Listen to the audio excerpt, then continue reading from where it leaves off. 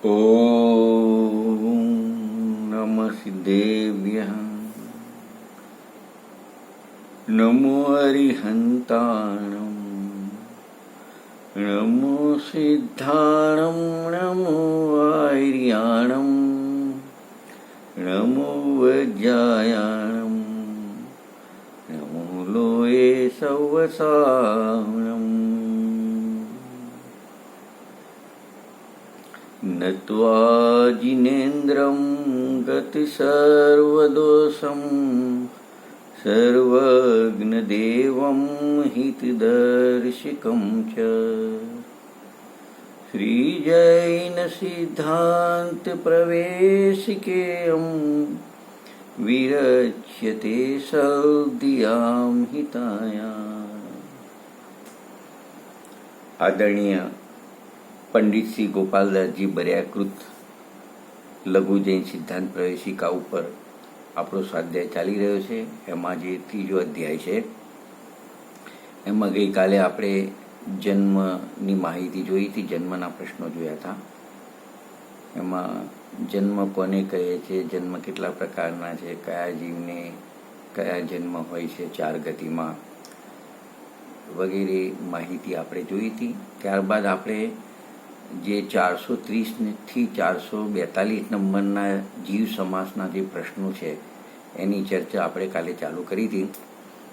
એમાં આપણે જીવ સમાસનું જ્ઞાન કેમ જરૂરી છે એની ચર્ચા આપણે ગઈકાલે કરેલી. તો એની અંદર સમ્યક દર્શન, સમ્યક જ્ઞાન, સમ્યક ચારિત્ર પ્રગટ કરવા માટે આપણે જે જીવાદી તત્વોનું સ્વરૂપ છે અથવા જીવનું પણ સ્વરૂપ છે એનું આપણે વિસ્તારથી જ્ઞાન કરવું જરૂરી છે.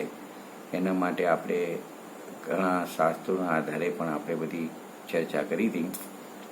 અને એ નક્કી કર્યા પછી આપણે જે જીવ સમાસ છે તો જીવ સમાસ કોને કહે છે અને એના કેટલા ભેદ પ્રભેદ છે એની આપણે ચર્ચા આજે કરવા માગીએ છીએ. તો આપણે કોમટસાર જીવકાનના આધારે જીવ સમાસના ભેદ પ્રભેદ અને જીવ સમાસની પરિભાષા છે એની આપણે ચર્ચા કરીશું.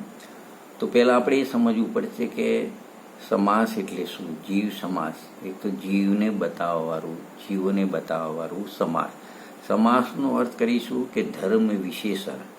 જે ધર્મ વિશેષો છે સમાન ધર્મો છે બધા. સમજો કે એકેન્દ્રિય જીવ, તો એકેન્દ્રિય જીવના જે પ્રકારો આવતા હોય બધા, તો એક જીવ સમાસ થઈ ગયો. સમાન ધર્મોને ધારણ કરીને આપણે એને કહી શકીએ. અથવા કે જેના દ્વારા ઘણી બધી જાતિઓનો સંગ્રહ કરવામાં આવે, જે બધી કોમન વસ્તુ હોય એ બધી કોમન વસ્તુ લઈને એને સંગ્રહ કરવામાં આવે એને જીવ સમાસ કહીશું. જેમ ગુણસ્થાનમાં જીવના પરિણામ તો અસંખ્યાત લોક પ્રમાણ છે બધા, મતલબ ઘણા જીવના પરિણામ છે. સમજો મિથ્યાત્વના પરિણામ છે, તો મિથ્યાત્વની બધી જાતિ એક મિથ્યાત્વની છે એમ જાણીને એક મિથ્યાત્વ ગુણસ્થાનમાં એ બધાનો સમાવેશ કરી લીધો. એમ 14 ગુણસ્થાનમાં 14 જાતિ ભેગી કરી અને જીવના બધા જેટલા પણ પરિણામો છે એની ચર્ચા કરીને 14 ગુણસ્થાન નામ આપ્યું. એમ સમાન જાતિ હોય એનો સમૂહ એ આપણે એને જીવ સમાસ તરીકે ઓળખીએ. બીજી એક રીતે એમ કહેવાય કે આપણે સંક્ષિપ્ત કરીને બધું સમજી લેવું, એને પણ જીવ સમાસ કહેવામાં આવે.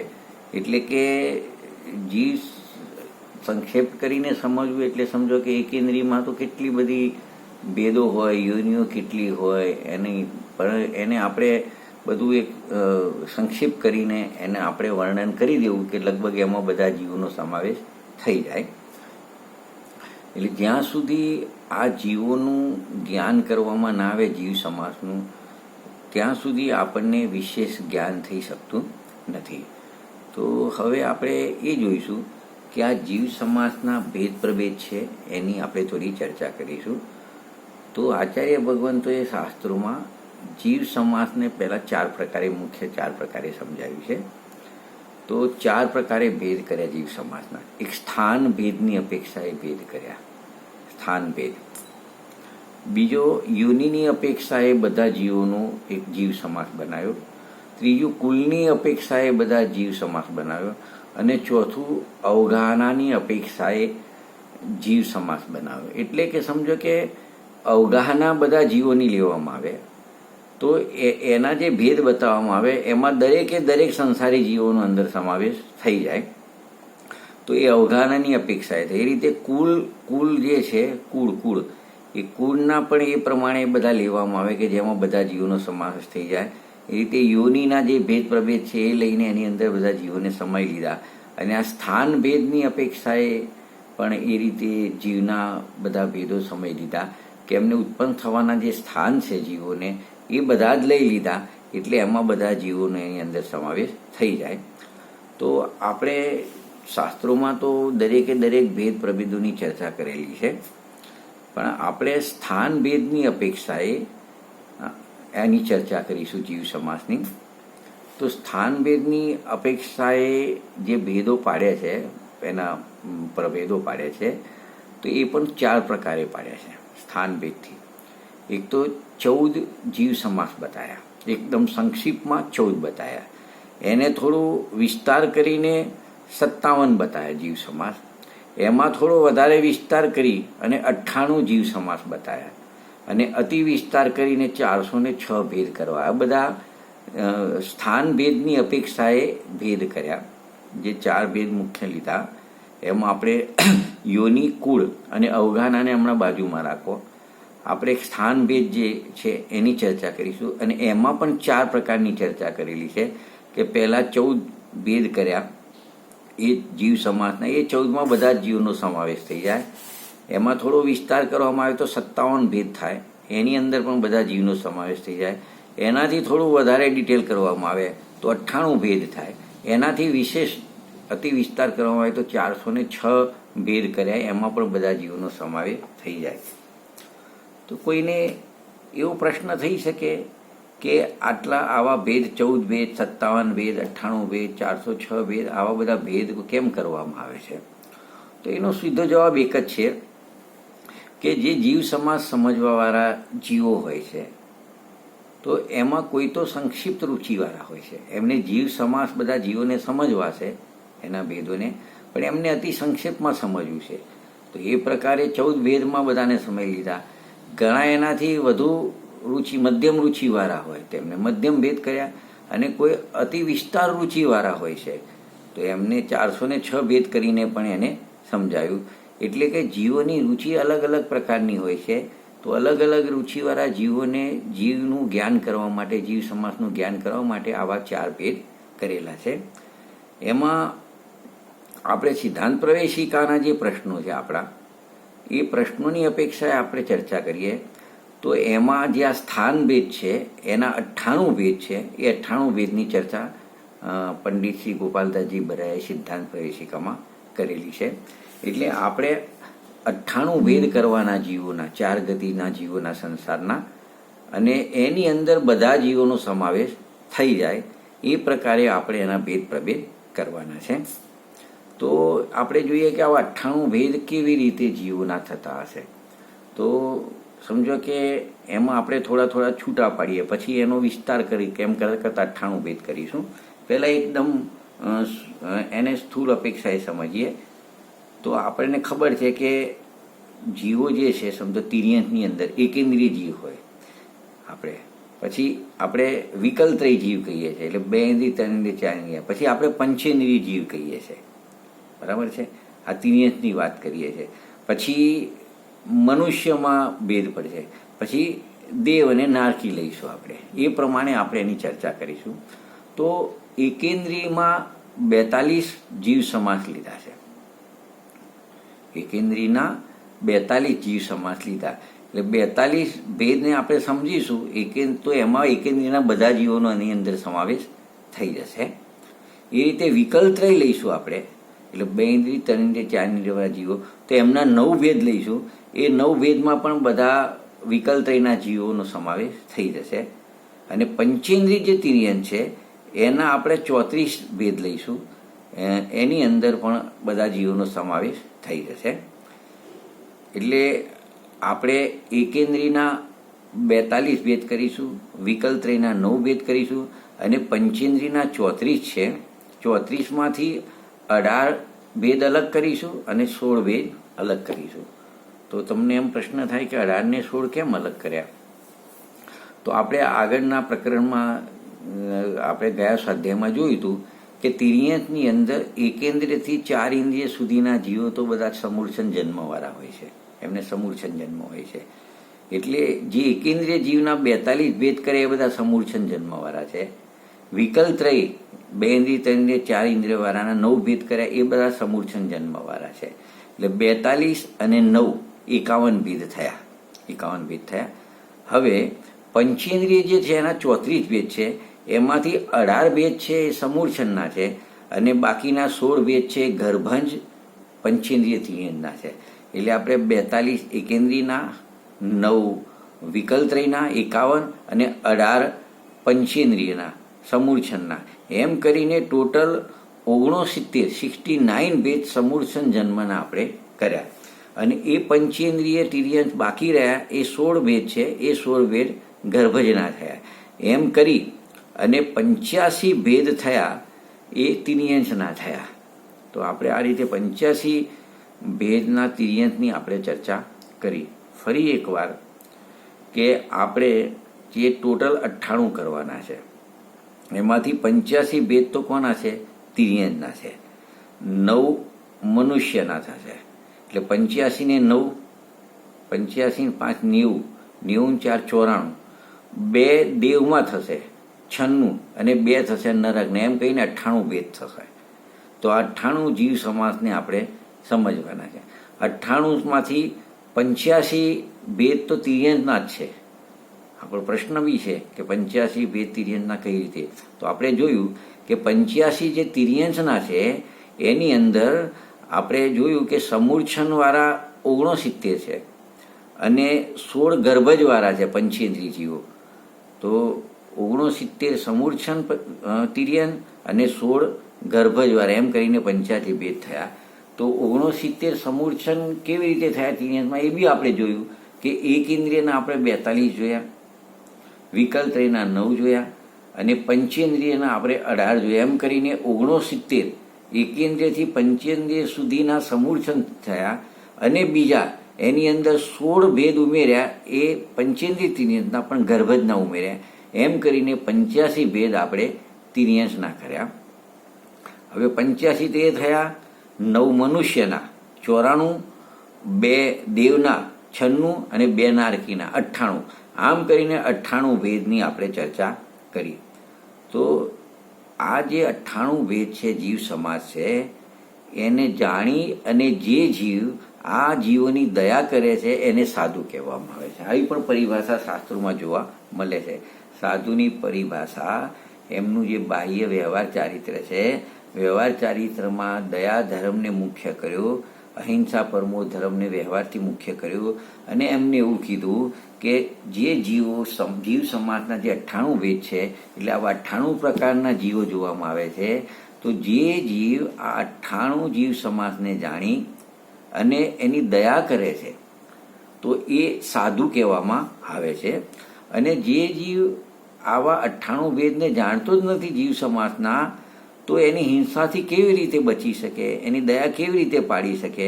અને જો જીવને જો આવા જીવોની દયા ના પાડે મતલબ તો પછી એને સાધુ કેવી રીતે કહેવાય? આપણે જે છઠ્ઠી ઢાળમાં પર છે ને, છઠ્ઠી ઢાળમાં પણ મુનિરાજનું સ્વરૂપ બતાવ્યું છે ને, એની અંદર પણ એ જ શરૂઆત કરી છે ને કે મુનિરાજનું સ્વરૂપ બતાવેલું છે કે સ્થાવરને ત્રસ્તકાય જીવોનું એમને અહિંસા વ્રતનું પાલન હોય છે કે એમના જીવનો એમને ઘાત થતો નથી. છટકાય જીવન હન તે છે ને એ પહેલી કડી છે એની અંદર. તો આ ભેદોને આપણે સારી રીતે જાણવા જોઈએ. હવે આપણે જે 98 ભેદ છે એની અંદર આપણે થોડું મોટું આપણે એને ભેદ પાડ્યા. હવે આપણે એને થોડું આપણે ડિટેલ કરવા માંગીએ છીએ કે 42 ભેદ જે તિર્યંકના બતાયા, તિર્યંકમાં ટોટલ 85 કર્યા, એમાં 42 એકેન્દ્રિયના જે ભેદ કર્યા, તો એ બધા એકેન્દ્રિય ભેદ જે કર્યા, એકેન્દ્રિયના 42 ભેદ એ કેવી રીતે થયા આપણે એ પણ જોઈશું. પછી વિકેન્દ્રિયના 9 ભેદ કેવી રીતે થાય એ પણ જોઈશું આપણે. એ રીતે આપણે ક્રમથી એક એક વસ્તુને જોઈશું. પણ એ પહેલાં આપણે એટલું જોઈશું કે એકેન્દ્રિય જીવ બધા સમૂર્છન હોય છે અને એમના ભેદ કેટલા છે? 42 છે. વિકલત્રયના જીવો છે એ પણ બધા સમૂર્છન હોય છે, એમના કેટલા ભેદ છે?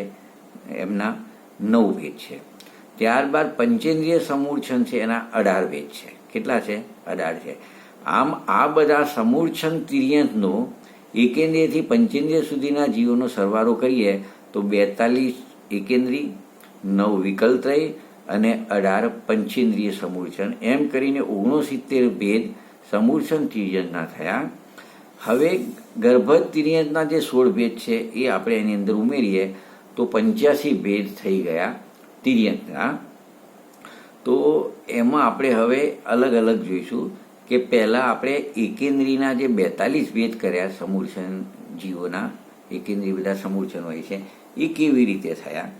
તો હવે 42ને આપણે સમજવા માટે તમારે પણ થોડું યાદ રાખવું પડશે કે જો આપણે એકેન્દ્રીય જીવ લઈશું એટલે આપણે પૃથ્વી, જલ, અગ્નિ, વાયુ લઈએ છીએ અને વનસ્પતિ લઈએ, પણ હમણાં વનસ્પતિને બાજુમાં રાખો. અત્યારે પહેલાં પૃથ્વી, જલ, અગ્નિ, વાયુ 4 લીધા, પછી સીધું નિગોદ લઈ લો. નિત્ય નિગોદ ને ઇતર નિગોદ. કેટલા ભેદ થયા? 6 થયા.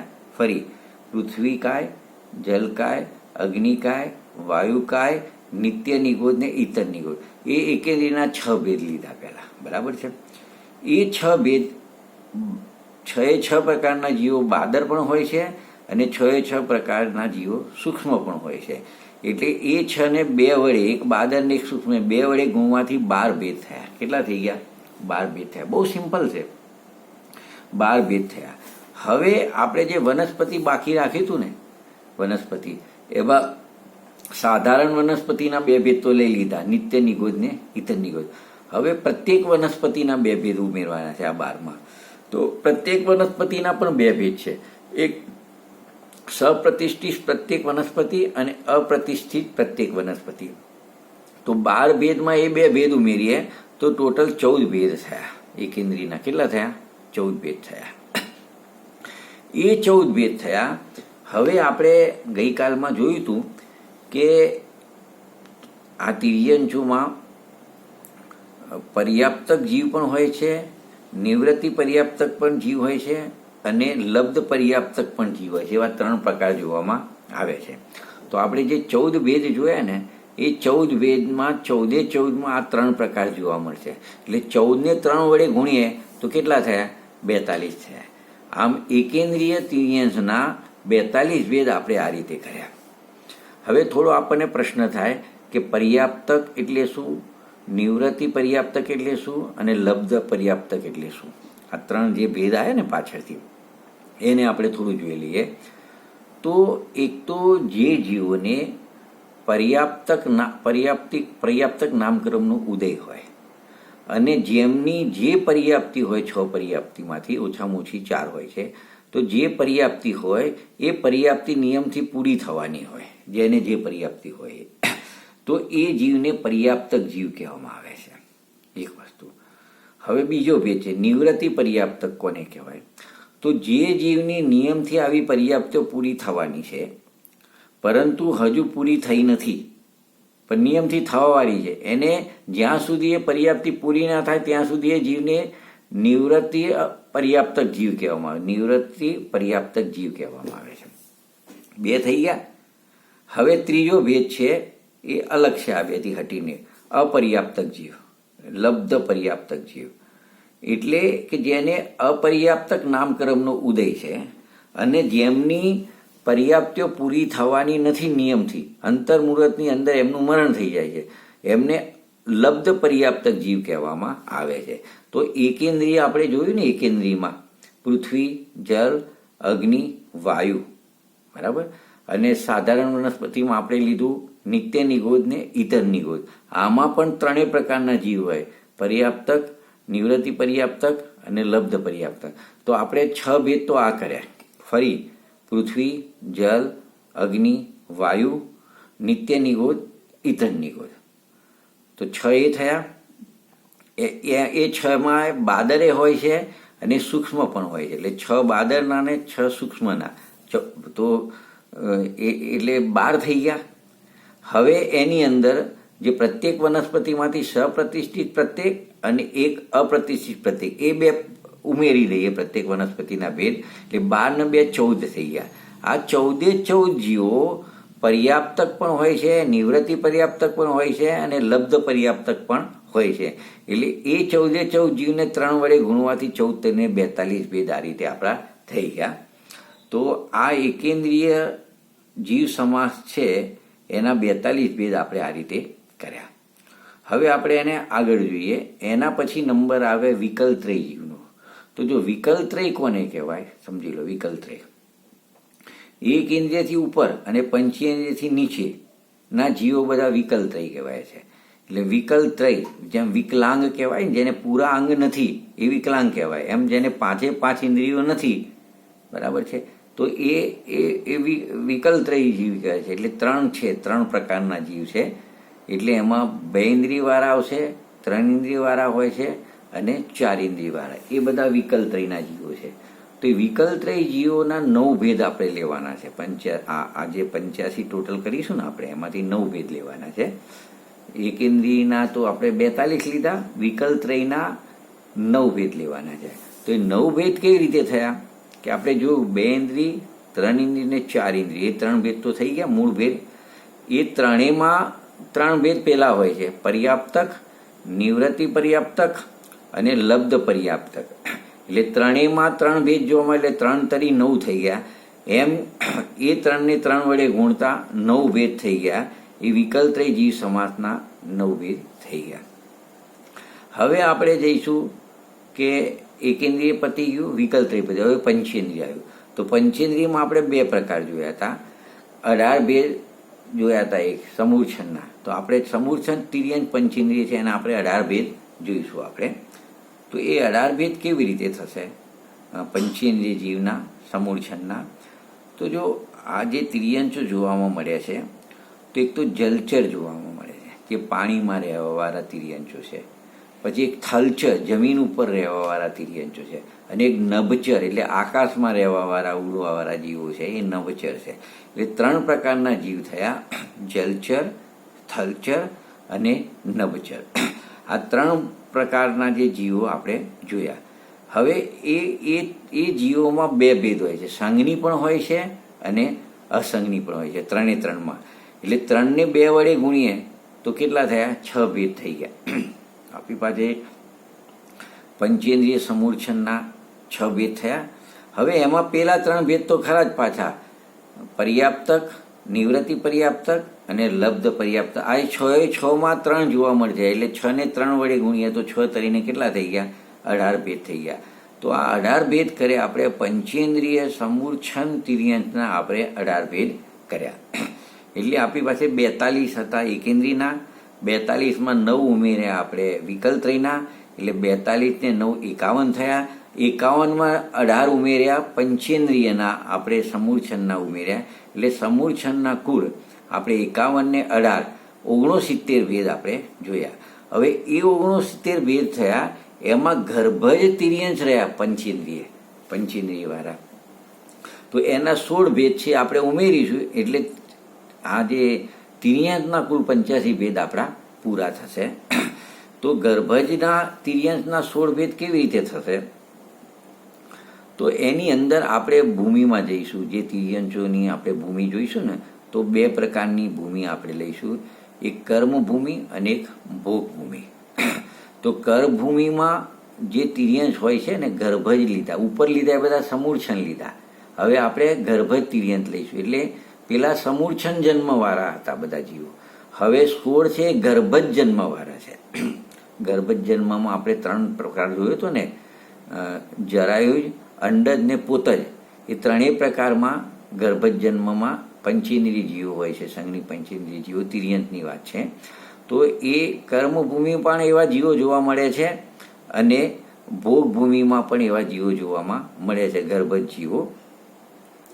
તો તો કર્મભૂમિમાં 12 પ્રકારના ભેદ પડે છે એ તિર્યંચોના, અને ભોગભૂમિની અંદર 4 પ્રકારના ભેદ પડે છે આના તિર્યંચોના. તો એ કેવી રીતે આપણે કર્મભૂમિના 12 ભેદ કેવી રીતે થાય આપણે જોઈશું. તો એની અંદર એક તો જલચર, થલચર અને નભચર એ 3 પ્રકારના જીવો છે. જો ત્યાં ઉપર લીધા હતા પણ એ સમૂર્છન જન્મવાળા લીધા હતા. અત્યારે આપણે જલચર, થલચર ને નભચર લઈએ છીએ, એ ગર્ભજ જન્મવાળા લઈએ છીએ. તો 3 જલચર, થલચર અને નભચર વાળા જે ગર્ભજ જન્મવાળા પંચેન્દ્રિય જીવો લીધા. તો એ 3 પ્રકારના ગર્ભજ તિર્યંતના ભેદ થયા. એમાં પણ સંજ્ઞી ને અસંજ્ઞી કરો એટલે 3 દુ 6 થઈ ગયા, 6 થયા એટલે એ 6 ભેદ થયા. હવે એમાં પેલા સમૂર્છન હતા ને, તો સમૂર્છનમાં 3 પ્રકાર થતા હતા: પર્યાપ્તક, નિવૃત્તિ પર્યાપ્તક ને લબ્ધ પર્યાપ્તક. આ ગર્ભજ જન્મ છે એટલે આની અંદર 2 જ પ્રકાર આવશે, કે પર્યાપ્તક આવશે અને જ્યાં પર્યાપ્તક હોય ત્યાં નિવૃત્તિ પર્યાપ્તક આવે ને આવે. એટલે મૂળ જલચર, થલચર અને નભચર 3 થયા. એ 3ને એક સંજ્ઞી ને સંજ્ઞી 2 વડે ગુણવાથી 6 થયા. એ 6 ની અંદર પાછા પર્યાપ્તક પણ હોય અને નિવૃત્તિ પર્યાપ્તક હોય. એટલે 6 એ 6માં આ 2 પ્રકાર છે, તો 6 ને 2 વડે ગુણવાથી કેટલા થયા? 12 ભેદ થયા. એમ ગર્ભજ તિર્યંશના આ પ્રકારે આપણે જે કર્મભૂમિમાં 12 પ્રકાર જોવામાં આવે છે.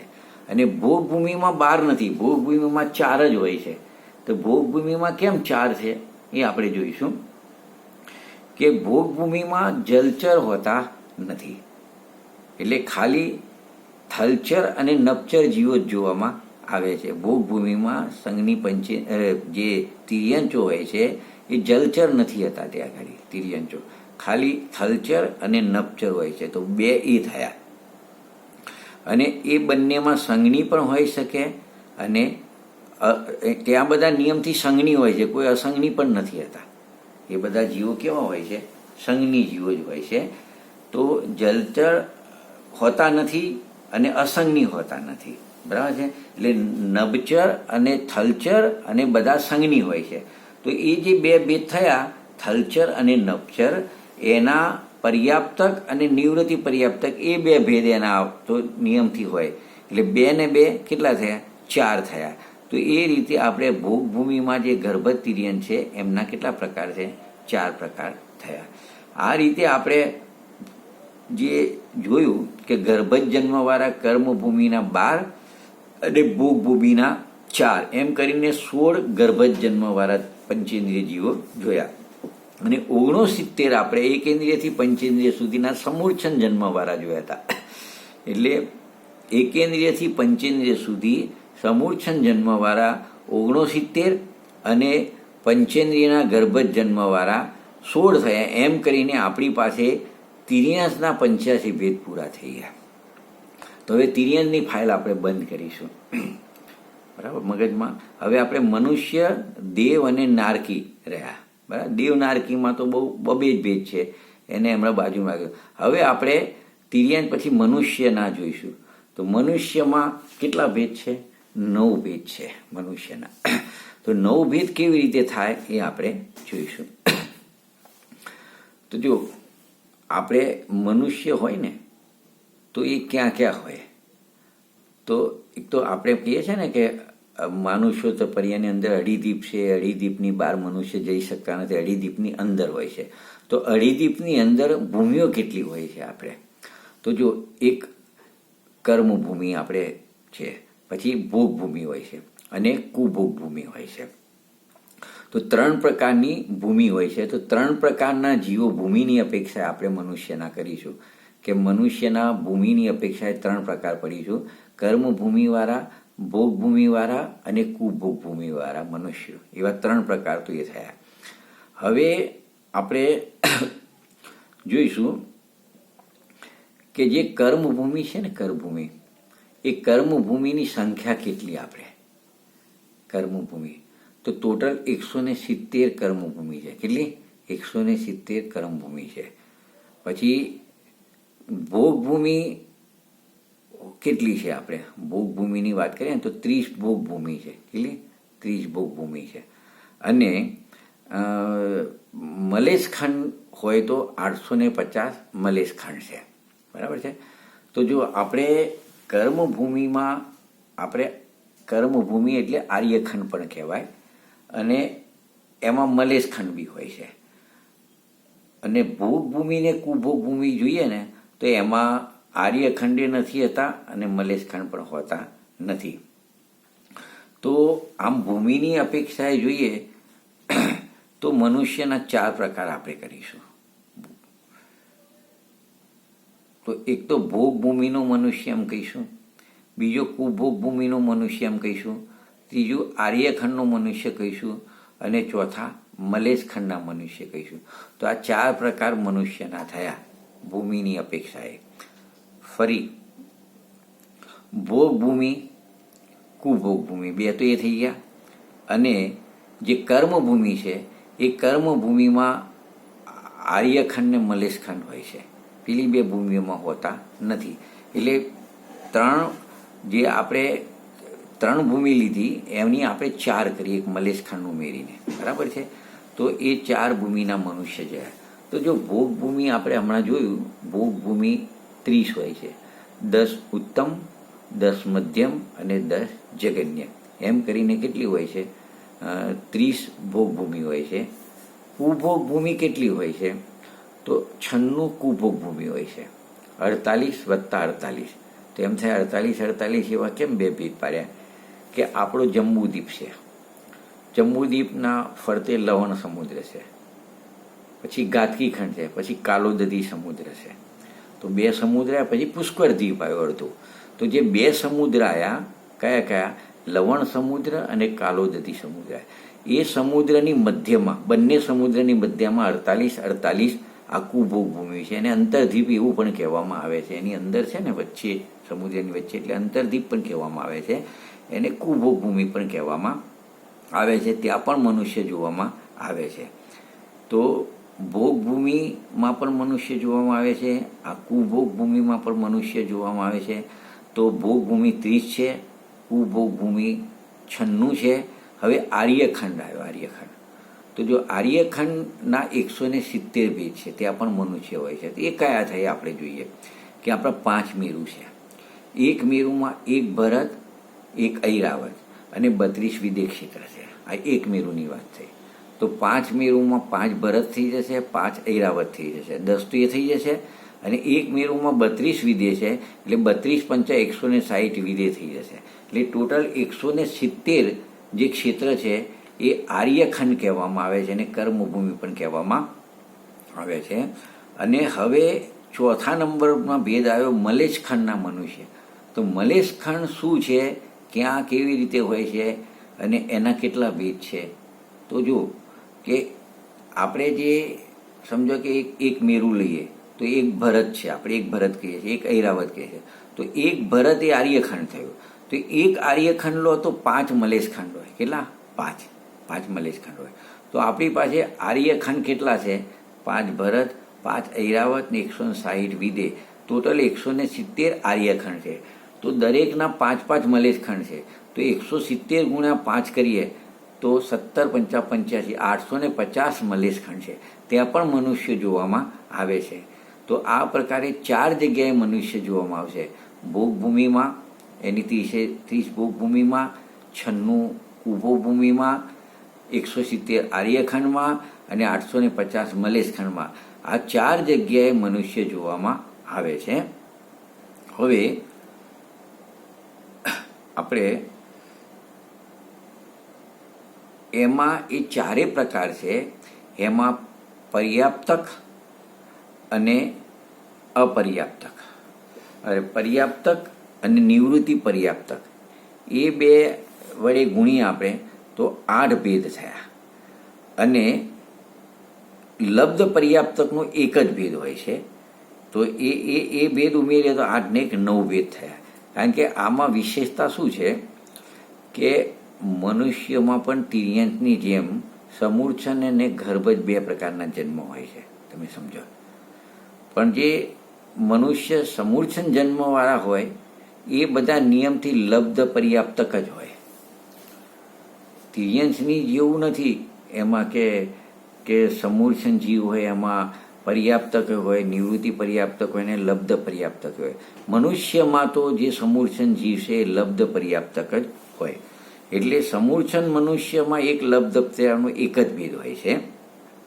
અને ચારે ભૂમિ છે એમાં જે ગર્ભજ મનુષ્ય છે એ ગર્ભજ મનુષ્ય છે એ પર્યાપ્તક ને નિવૃત્ત પર્યાપ્તક એવા બે ભેદ પડ્યા છે. એટલે ચાર ભૂમિના આપણે લઈએ ગર્ભજ જન્મવાળા તો એમના પર્યાપ્તક અને નિવૃત્તિ પર્યાપ્તક એ બે ભેદ કરીએ તો 4 દુના 8 તો એ થયા.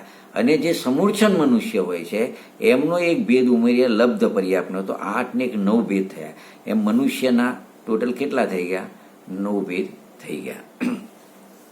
એટલે આપણે તિર્યન જોયું, તિર્યનના 85 ભેદ જોયા, મનુષ્યના આપણે 9 ભેદ જોયા. તો 85 ને 9 94 થયા. આપણે કરવાના છે 98.